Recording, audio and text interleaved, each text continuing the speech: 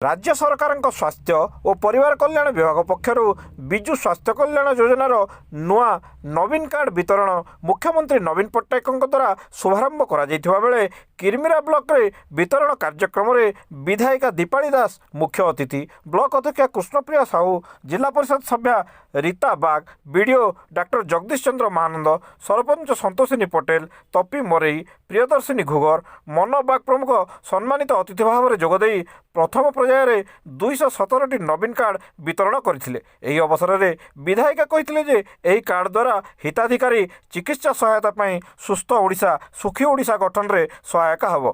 Doctor Omprakash Patel, एबीडीओ Khileshwari कालो, BPM Nivedita नायक, PEO Rashmita Patel प्रमुख कार्यक्रम में उपस्थित थे। बीपीसी चांदिनी बेहरा मंच परिचालना करथिबा बेले बीएलसी आशुतोष दास समस्त को धन्यवाद अर्पण। माननीय मुख्यमंत्री को कमंडल भुवनेश्वर में अलरेडी उद्घाटन हो सारा। आज किरमिरा ब्लॉक अंतर्गत 217टा आज जीवन के आम गोटे जड़ीबूटी दूँ। निश्चित भाव में आज बहुत भर देला।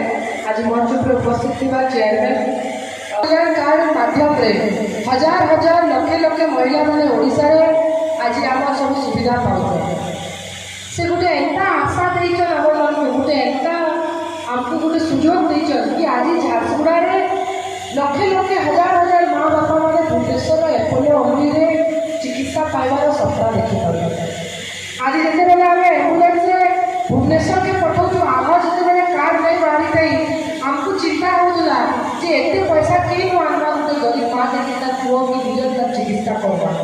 किंतु आज माननीय मुख्यमंत्री नवीन पट्टनायक प्रयास से आज आमको कैंसर बेमारी नहीं करी हार्ट बेमारी नहीं करी सब प्रकार चिकित्सा आज बीएसकेवाई कार्ड रे माँ मान को 10 लाख टका बापा मान को 5 लाख टका मिली। आज भारत वर्ष में एंता कैंसर राज्य जिला ब्लॉक रो 500 जन एप्लाई होता नवीन कार्ड से भी 217टा जीवन के आज आम जड़ीबूटी दूँ नवीन कार्ड माध्यम। आज जिते माँ मैंने बसीच आगामी दिन में से भी गोटे आशा गोटे भरोसा नहीं भुवनेश्वर जापारे कि बुर्ला जापारे कि झारसुगुड़ा हार्ट हॉस्पिटल जापारे।